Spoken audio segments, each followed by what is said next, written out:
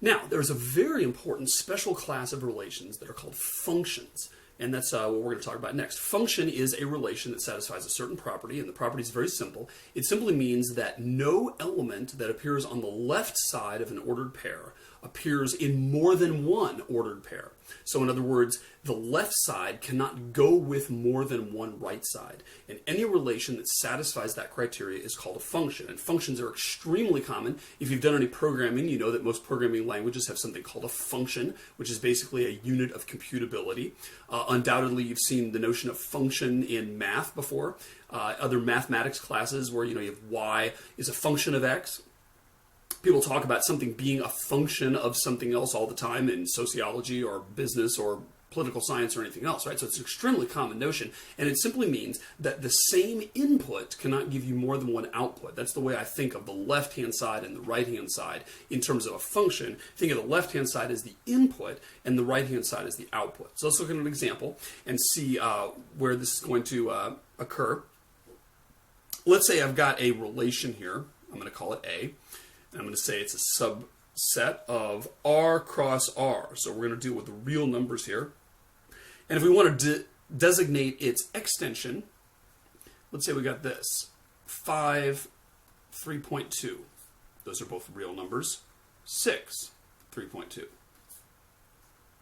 4, 0. 5, 0. 2, 9. ... And let's say there's a bunch more of those. Question is this a function or is it not? And the answer is that this is not a function. And that's because it does not satisfy the criteria that we specified. Specifically, these two things are the problem. That ordered pair right there and that ordered pair right there. Because they both have 5 as the first element, yet they have 2 different second elements. And so in terms of a function, this would be the case where the same input gives more than one output. You might say, hey, what is the answer if I give you the input 5? And the relation comes back and says, oh, the answer is 3.2. Oh, but wait a minute, no, the answer is 0. Right? It's sort of confused about its nature. It can't tell you unambiguously what the answer to the input 5 is. That's the way I sort of think of it, right? So if we got rid of this ordered pair, or the first one, then maybe this would be a function. I mean, obviously it depends on what's on the ... here, right? But the bottom line is that the reason that that did not satisfy the definition of a function is simply because it did not... it had those 2 ordered pairs where they had the same left-hand side, but different right-hand side. Let's look at another example.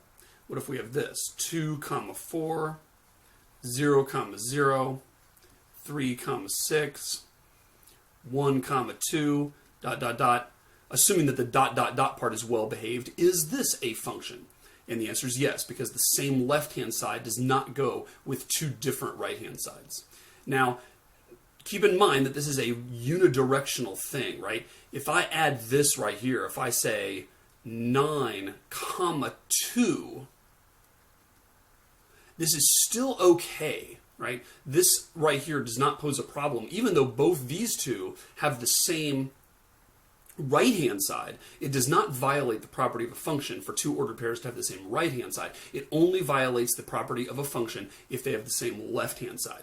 And of course, our examples don't always have to be this geeky, right? Maybe I could make one called plays in, and we'll say this is going to be a subset of T cross C, where maybe T is the set of all Major League Baseball teams, and C is the set of all U.S. cities.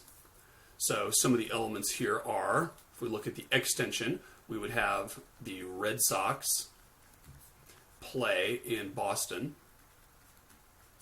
and the Nats play in Washington, D.C., and the Yankees play in New York City. We've also got the Mets, which play in New York City. We've got the Cubs that play in Chicago. We've also got the White Sox, which play in Chicago, etc., right? Is this in fact a function? And the answer is yes, this is a function. The fact that two different teams both play in New York City does not mess anything up. The fact that two different teams both play in Chicago does not mess anything up, because those are instances where we have the same right-hand side. It's still an unambiguous question to say, what is the city, the one and only city, where the Cubs play? And the answer is Chicago. The fact that some other team also plays in Chicago is not a problem. It would be a problem if the Cubs played in Chicago and in St. Louis, right? Because then we'd say, what is the city that the Cubs play in? And there'd be an ambiguous answer. It'd be like, well, wait a minute, is it Chicago? Is it St. Louis? That is not a function. It is a relation, and it's certainly possible to have relations like that. We have them all the time. But in order to be called a function, it has to have only one output for a given input. The two different inputs can, in fact, have the same output, though. All right. Now, here's some special notation we use for this. Normally, when we talk about functions, we'll do something like this. I'm going to say plays in is the name of my function. Then often we'll put a colon here, and then we'll say, what is the input? And I'll say the input is the set of teams. And then we draw an arrow here to the output. Okay. And these things have special names. So this thing right here is the name of the function. Just like we have a name of a relation or a name of a set, we can call it anything. Often I'm going to call it something that's meaningful rather than just a plain old letter. I'm going to call it plays in or whatever, right? Now, here's some special terms. This set before the arrow is called the domain of the function. That is the set in which the inputs come from. So, again, the way I think of this is the set of inputs.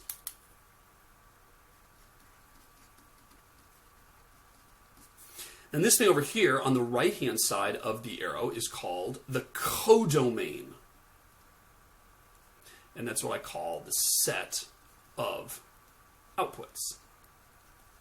So the rule for a function is a couple things. First of all, it has to be defined for everything in the set of inputs. That wasn't true for a relation, right? A relation, we could say this is a relation on A cross B, and many of the elements in A wouldn't even be present in the relation at all, right? We don't have to have those. We could even have the empty set for the relation for all we care. A function's not like that. We say, you know what? Everything in the domain has to actually have something in the codomain that it goes with. Every single possible input has to have an answer. It has to have a possible output. So in this case, our domain is the set of Major League Baseball teams, and it is in fact the case that every Major League Baseball team plays in a city. We're not going to say that there's some cityless baseball team, right? Or some baseball team where it's unknown what city they play in. Then it wouldn't be a function. But in this case, it clearly is the fact that every baseball team plays in one city, right? The codomain, on the other hand, does not have to be fully reachable. It's certainly possible for there to be many, many U.S. cities where there is no baseball team, and that's perfectly fine, right? Now, there's this related notion, which is called the range. A range of a function is different from the codomain. The range is simply the part of the codomain that is reachable. And when I say reachable, what I mean is there is, in fact, some input that goes to it. There are obviously many U.S. cities that nothing goes to, right? There is no Major League team that plays in Fredericksburg. There's no Major League team that plays in, Mobile, Alabama. There's many, many teams that don't have a Major League Baseball team playing in them. So the codomain of this function is the set of all U.S. cities. But the range of the function is the smaller set, much smaller, of only those cities that are major cities that have a big market share, etc., where they have chosen to put a Major League team. So the subset of the codomain that things in the domain actually map to is called the range. All right? Now, let's look at this again. And let me give you just another example, right? So go back to Geekville here. Let's say we have a function called double, because I'm going to say this is a function that doubles its input. And we'll say that that is natural numbers goes to the natural numbers. And sometimes when we interpret this symbol, we'll talk about it mapping. we'll say the natural numbers are mapped to the natural numbers, which means that the input is from this set, and each element of this input set is going to be mapped to one and only one of the output set. Now, in this particular example, the input set and the output set are the same, and that's perfectly fine. But in general, they may be different, and when we say map, we just mean that we're mapping each element of the domain to one in the codomain. And let's say this double function, we probably can figure out that it's going to double the input. I might write it like this. I might say double of x. And this is probably the notation and the terminology that you used in grade school.